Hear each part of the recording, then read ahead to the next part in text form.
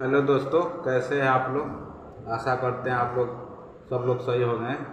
जैसे कि आप लोग जान रहे हैं कि हम लोग बहुपद चैप्टर पढ़ रहे हैं, जो कि भारती भवन के बुक से है, और इसका सलूशन देख रहे हैं। ये हमारा लेक्चर नंबर 2 है भारती भवन के बुक में, और चैप्टर नंबर बहुपद, जो कि इसमें चैप्टर नंबर 2 में दिया हुआ है। आइए इसका सलूशन को देखते हैं एक एक करके। सबसे पहले हम लोग इस लेक्चर में बहुपद के मान ज्ञात करना हम लोग सीखेंगे।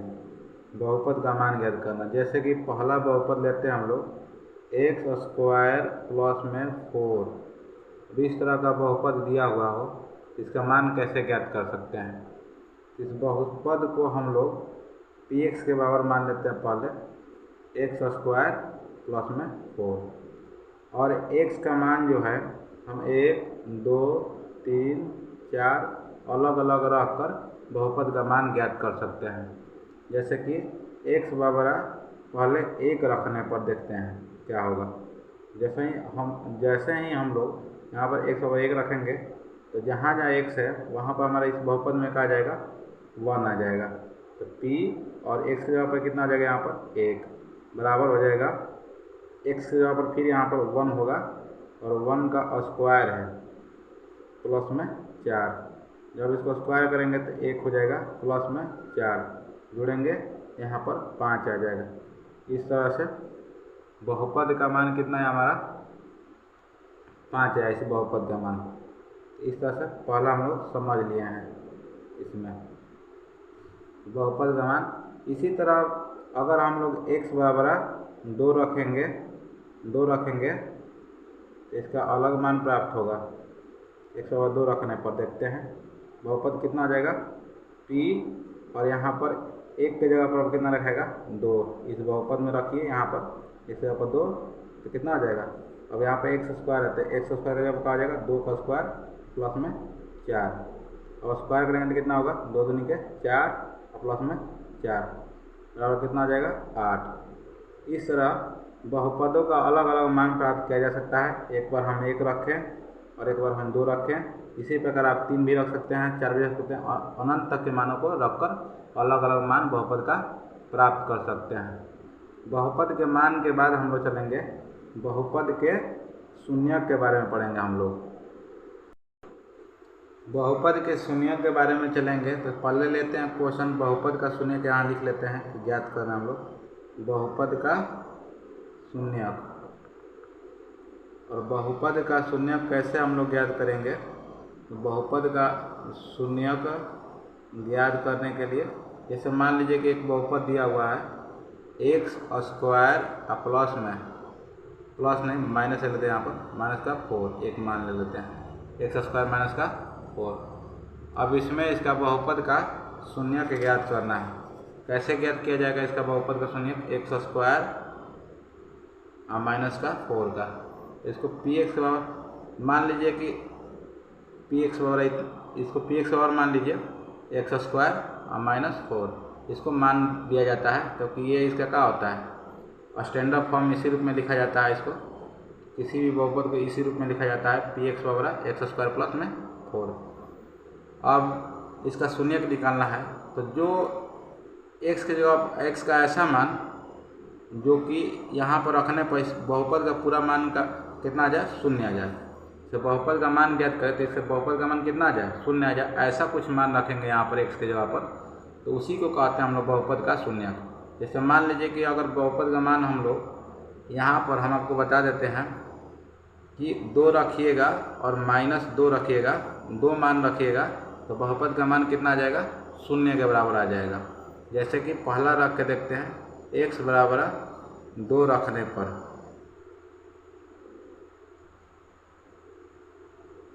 अब x के बराबर जब 2 रखिएगा तो यहाँ कितना आ जाएगा, इसके जगह पर भी 2 हो जाएगा और माइनस का 4, तो 2 दूनी के 4 माइनस के 4 घटेगा तो 0। देखिए इसका मान को 0 कर दिया, इसलिए x बराबर 2 जो है बहुपद का शून्यक है। दिए गए बहुपद एक्स स्क्वायर माइनस 4 का शून्यक है। कौन सा, x बराबर 2।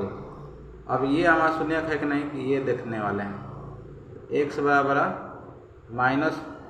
माइनस का 2 रखने पर जब इसको रखेंगे,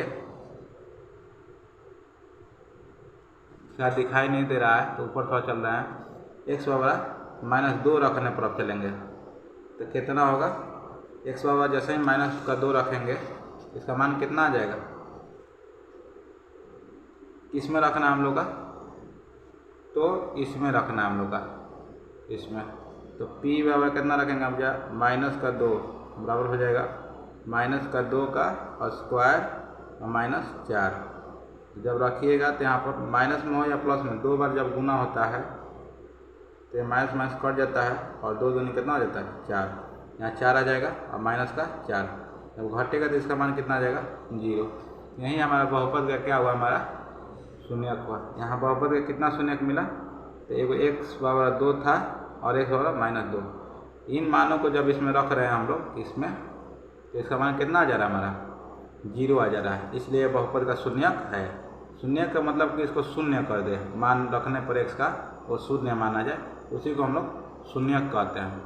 और बहुपद के शून्यक के बाद ज्ञात कैसे करेंगे, मान लीजिए ये तो हमको ज्ञात था बहुपद का शून्यक, उसका मान रख के आपको सिद्ध कराएं कि इसका मान क्या हो रहा है, रखने पर ये शून्य हो जा रहा है। लेकिन अगर इसको ज्ञात करना होगा कि बहुपद का शून्यक निकालिए कौन कौन सा होगा, तो कैसे ज्ञात करेंगे, इसको जानते हैं हम लोग। तो इसको ज्ञात करने के लिए सबसे पहले हम लोग सादा पे ले लेते हैं और इसको लेकर चलते हैं।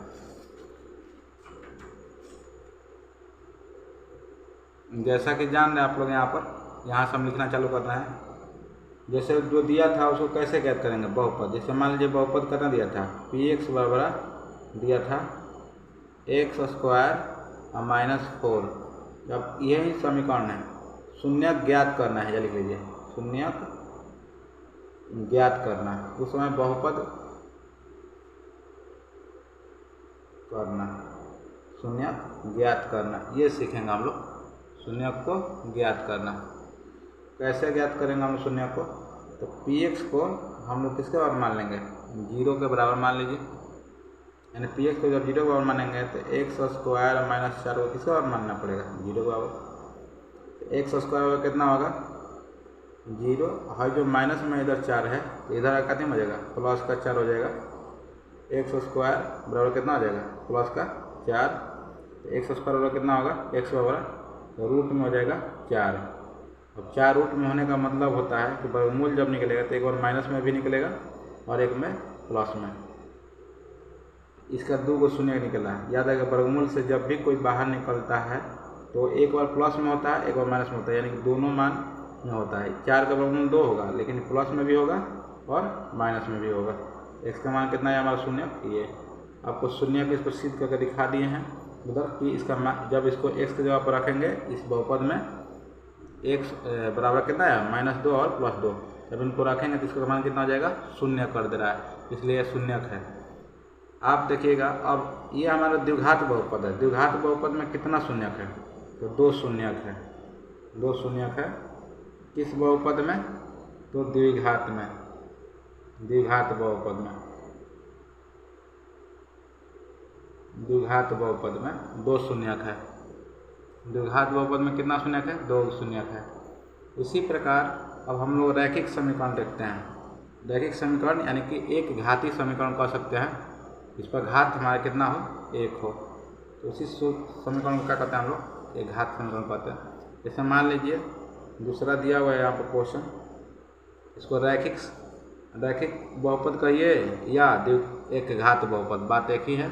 जैसे x प्लस में 5, ये हमारा एक घात बहुपद है, तो px के बराबर मान लेते हैं इसको, x प्लस में 5 को। तो इसका बहुपद का शून्य निकालने के लिए सेम तरीका वही होता है कि px को 0 के बराबर मान लीजिए, क्योंकि ये अंत में मान कितना आना चाहिए, 0 के बराबर आना चाहिए। तो px के बराबर 0 माने, यानी कि इसको 0 के बराबर माने, x प्लस 5 को किसके बराबर माने, 0 के बराबर माने। x बराबर कितना हो गया आपका 0, इधर प्लस में है तो इधर आपका कितना हो जाएगा, माइनस में। x बराबर कितना आ जाएगा, -5। तो ये शून्यक है। यहाँ पर हम लोग देखें कि शून्यक कब गया है, एक शून्यक है। एक शून्यक कौन सा बहुपद है, तो रैखिक बहुपद है। रैखिक बहुपद। रैखिक बहुपदों में शून्यकों की संख्या कितना है? 1 है। यानी कि हम लोग क्या देखें कि एक घात है तो शून्यक कितना होगा?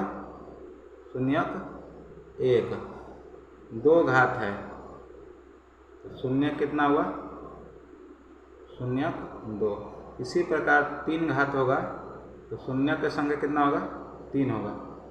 यानी कि घातों के आधार पर शून्यकों की संख्या क्या होते जा रहा है? बढ़ते जा रहा है।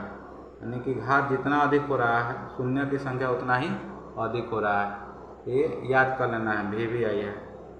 शून्य एक पूछ देगा कि रैखिक बहुपद में यानी एक घातीय बहुपद में शून्यकों की संख्या कितनी होती है? तो रैखिक बहुपद में यानी एक घात वाला बहुपद में शून्यकों की संख्या 1 होती है। 2 घात वाला बहुपद में शून्यकों की संख्या कितनी होती है? 2 होती है। और 3 घात वाला बहुपद में शून्यकों की संख्या कितनी होती है? 3 होती है। यहाँ 4 लिखा गया है, 3 होगा।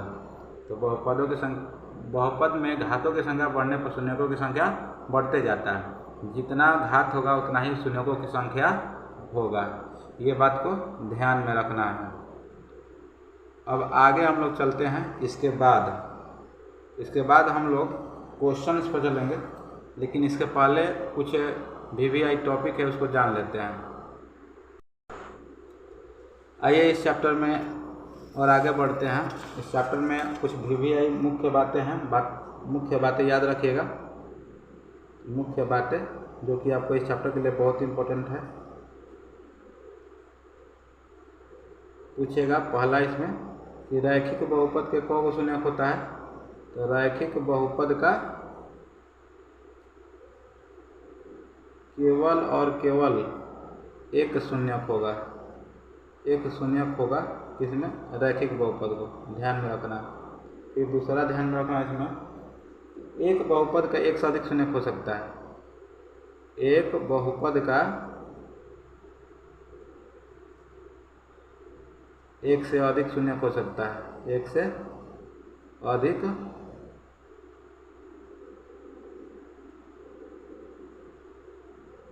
शून्यक हो सकता है, ध्यान में रखना। एक रैखिक बहुपद को एक से अधिक शून्यक हो सकता है। 3 नंबर तक शून्योत्तर अचर बहुपद का कोई शून्यक नहीं होता। अचर बहुपद का कराए तो अचर बहुपद का याद रखिएगा। अचर बहुपद का शून्यक नहीं होगा। शून्यक नहीं होगा। ये काटे हैं जिसका मतलब समझ लीजिएगा, शून्यक नहीं होगा। आप अपने कॉपी पर साफ साफ लिख लीजिएगा अगर नोट्स बना रहे हैं मतलब। और याद रखिएगा प्रत्येक वास्तविक संख्या शून्य बहुपद का एक शून्यक माना जाता है। प्रत्येक वास्तविक संख्या शून्य बहुपद का एक शून्यक माना जाता है। प्रत्येक वास्तविक संख्या शून्य बहुपद का एक शून्यक माना जाता है। प्रत्येक जैसे 4, 3, 2, √5 ये शून्य के रूप में हो सकता है शून्य बहुपद का। शून्य बहुपद किसको कहते हैं? जैसे 4 एक शून्य बहुपद है, क्योंकि इस पर बहुपद पावर कितना है? 0 है, तो इसे शून्य बहुपद के अंदर में आ जाएगा। तो शून्य बहुपद में याद रखिएगा उसका वास्तविक संख्याएं क्या होती है? शून्यक हो सकती है। कोई भी वास्तविक इसका कोई भी x के मान कुछ भी रखिएगा यहाँ पर x के बराबर 0, सब पर ये शून्यक ये हो सकता है। सबका ये शून्यक हो सकता है ये वास्तविक संख्या। इस तरह से आपको इन बातों को ध्यान में रखना है। अब आगे बढ़ते हम लोग चैप्टर में चलेंगे। चैप्टर में चलने से पहले हम लोग चलेंगे साधित प्रश्न। साधित प्रश्न के पढ़ेंगे। साधित प्रश्न जो कि आपका बुक में दिया हुआ, जिसको हम पहला ही लिख लेते हैं तब आपको बताते हैं। पहला आपका दिया हुआ है क्वेश्चन। इसमें देखिए साधित प्रश्न में पहला जो क्वेश्चन है दिया हुआ है कि निम्नलिखित व्यंजकों में से कौन कौन बहुपद है? सकारण उत्तर दीजिए। मैं इसका कारण भी बताना है कि क्यों ये आपका बहुपद है और क्यों बहुपद नहीं है। तो देखिए यहाँ पर बहुपद आपको मालूम है कि बहुपद होने के लिए घात क्या होना चाहिए? पूर्ण संख्या होना चाहिए। पूर्ण संख्या, और पूर्ण संख्या आपका 0 से अनंत तक की होती है और पॉजिटिव होती है। ये बात को ध्यान रखना है। पावर माइनस में नहीं होना चाहिए। तो यहाँ पर देखिए ये जो है आपका 105 कितना है, कुछ नहीं है तो 1 है, तो ये आपका बहुपद के रूप में है, क्योंकि ये आपका पूर्ण संख्या में आ जाता है बहुपद का पावर इसमें। तो लिखिएगा x का घात 1 है, जो कि पूर्ण संख्या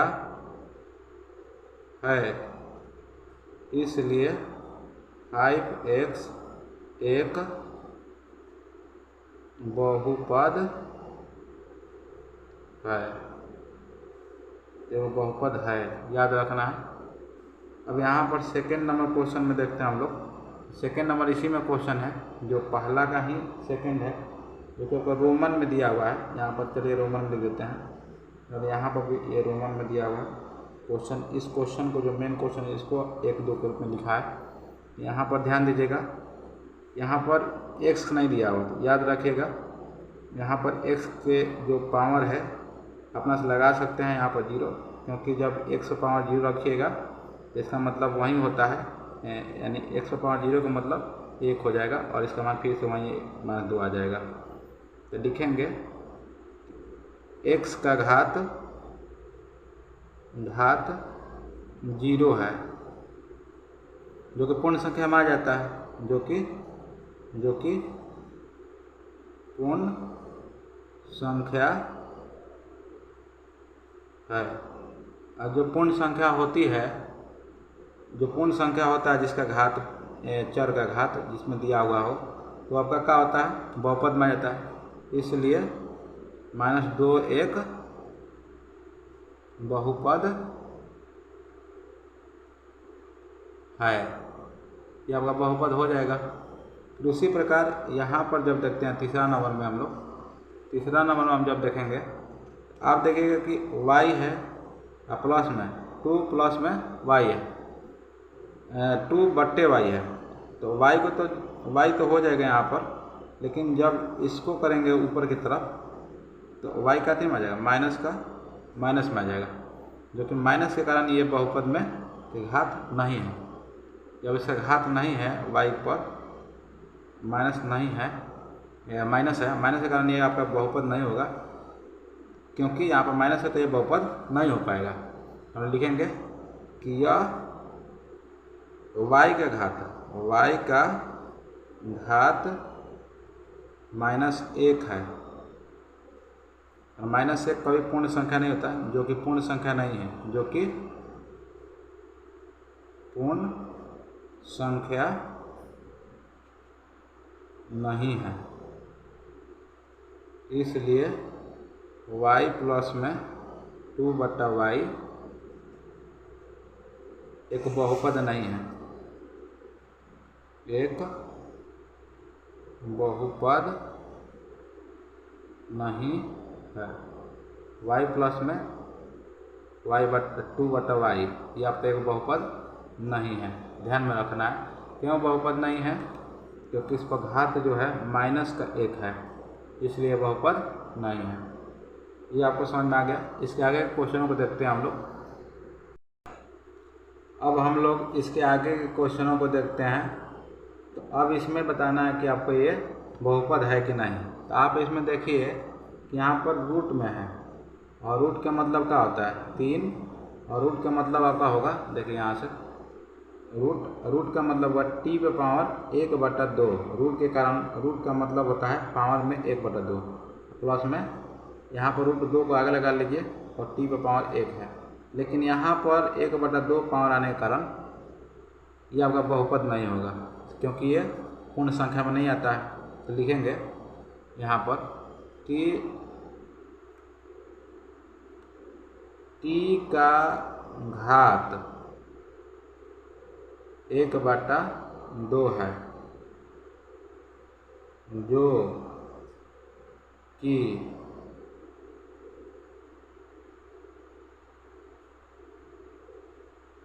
पूर्ण संख्या नहीं है, इसलिए यह बहुपद नहीं है। ध्यान में रखना है, बहुपद क्यों नहीं है, क्योंकि इसका घात कितना है, 1/2 है। तो ध्यान में रखना, t के घात 1/2 होने के कारण ये पूर्ण संख्या नहीं हो पा रहा है, और ये पूर्ण संख्या जब नहीं होगा तो बहुपद भी नहीं होगा। ठीक, अगला इसी में देखते हैं। यहाँ पर देखिए x के घात 7 है, x के घात क्या है यहाँ पर 5 है, और x के घात 2 है। जितना भी संख्या लगा हुआ है x के रूप में, और सभी x पर पावर जो है वो पूर्ण संख्या है, लिखेंगे इस बहुपद का पद में चर का घात क्या है, पूर्ण संख्या है, पूर्ण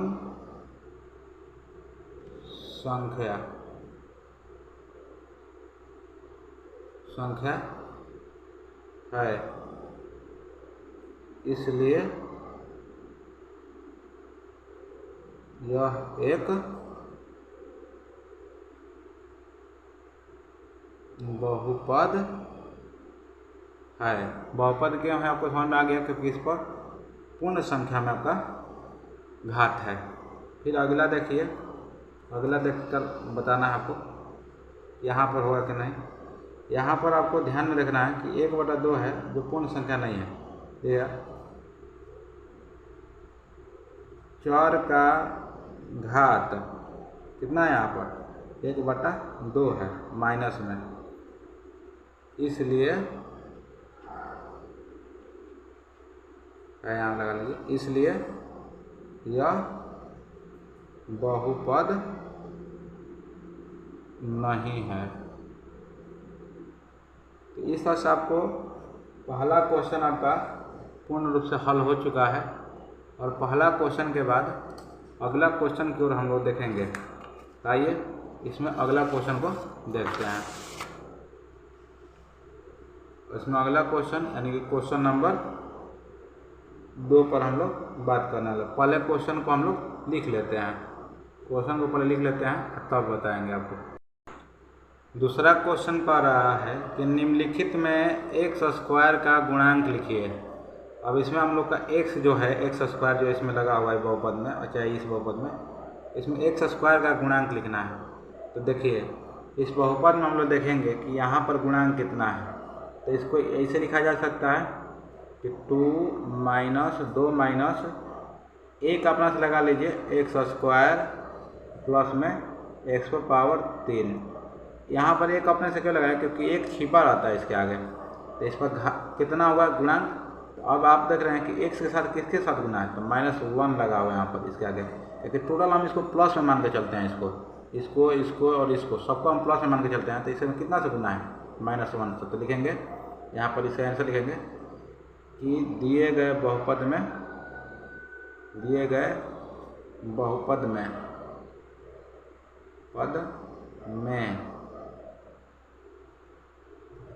x² का गुणांक कितना होगा हमारा, -1 होगा, -1 है। इसका आंसर हो गया, जैसे आपका आंसर हो गया इसका। अगला देखिए इसका कह रहा है, तो इसमें तो आपका दिया नहीं है x²। अपना से लगा लीजिए यहाँ पर, इसके 0 के साथ गुना करके, प्लस में √2x हमारे इसमें 1, ये मान सकते हैं आप 0 के साथ गुना। फिर गुना करेंगे तो फिर ये पार्ट आपका 0 हो जाएगा और ये गायब हो जाएगा। यहाँ लिख सकते हैं कि आंसर में क्या लिखेंगे हम लोग, इसका x² का गुणांक कितना है, 0 है। यहाँ पर इतना लिख दीजिए, या दिए गए बहुपद में x² का गुणांक कितना है, 0 है। इस तरह से हमारा दूसरा क्वेश्चन का हो गया, हमारा सॉल्व हो गया।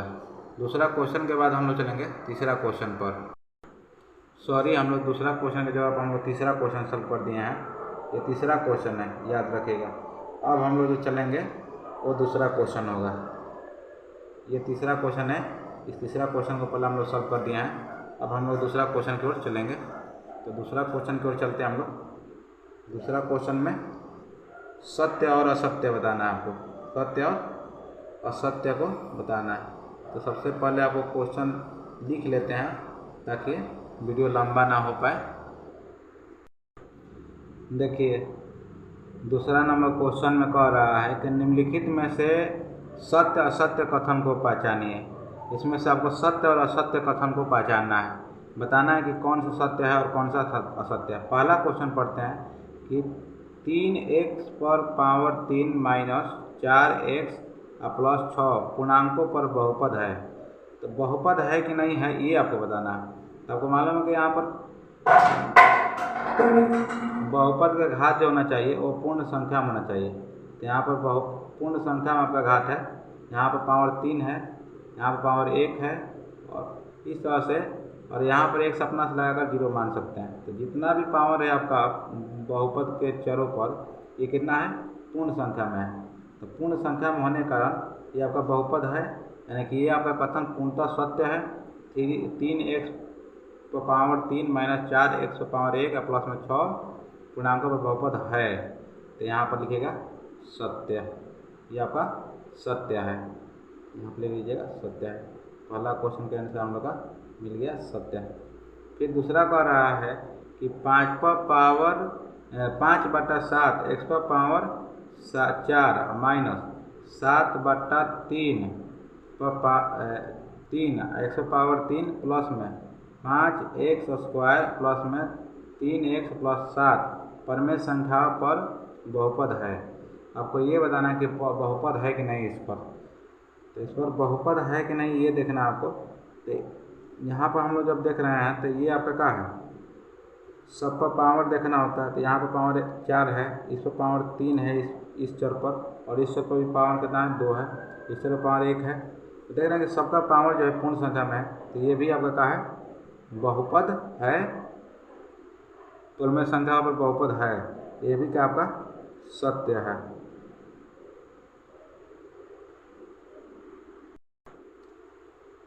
अब हम लोग अगला देखेंगे इसमें से। अब देखिए अगला क्वेश्चन है, कह रहा है कि 5 पर पावर 7 x स्क्वायर प्लस पर 5 रूट में है x माइनस √3, ये आपका बहुपद है कि नहीं। यहाँ पर रूट ध्यान दीजिए केवल 5 पर है, x पर नहीं है। तो x पर पावर कितना है 1 है। तो ये आपका बहुपद है कि नहीं। तो ये देखिए यहाँ पर 4x का पावर कितना है 2, और यहाँ पर 4x का पावर कितना है 1, और यहाँ पर 1 अपना से लगाकर यहाँ पर 0 पावर रख सकते हैं। यहाँ पर जितना भी हम लोग पावर देख रहे हैं वो पूर्ण संख्या में है, तो इसलिए यह परमेय संख्या में आ जाएगा। यानी कि ये पूछा है कि आपका इस क्वेश्चन में आधे लिखा गया है यहाँ पर, लेकिन इस क्वेश्चन में है कि वास्तविक संख्याओं पर बहुपद है या नहीं। तो वास्तविक संख्याओं पर जो वास्तविक संख्या दिया गया है इस पर बहुपद है कि नहीं है। तो ये आपका वास्तविक संख्या पर बहुपद नहीं हो पाएगा। क्यों नहीं होगा,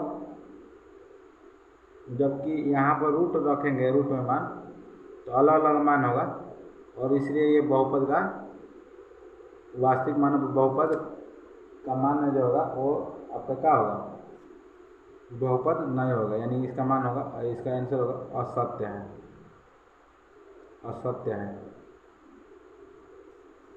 फिर अगला देखेंगे हम लोग इसमें ये क्वेश्चन कि 4x पर पावर 2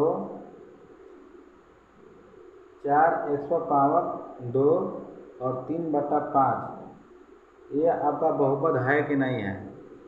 तो ये आपका देखिए पूर्णांकों पर जो यहाँ पावर कितना है 2 है, तो एक जो चर का पूर्णांक है वो आपका कितना है पावर है, वो आपका पूर्ण संख्या में, इसलिए बहुपद आपका है। लिखेंगे हम लोग सत्य है। इस तरह से क्वेश्चन नंबर हम लोग 2 को सॉल्व कर लिए। अब क्वेश्चन नंबर 2 के बाद हम 3 सॉल्व करा दिए आपको, और 3 के बाद अब चलेंगे हम लोग 4 के ऊपर हम लोग चलेंगे, और 4 जो क्वेश्चन है हम लोग नेक्स्ट वीडियो में हम लोग देखेंगे, हल करेंगे। क्यों, क्योंकि ये वीडियो आपका अब आपका 30 मिनट के लमसम हो गया है, इसलिए अब इससे ज़्यादा वीडियो लंबा नहीं होना चाहिए। अगला वीडियो देखिए, उसमें इसका सलूशन इसके आगे का मिल जाएगा 4 क्वेश्चन से।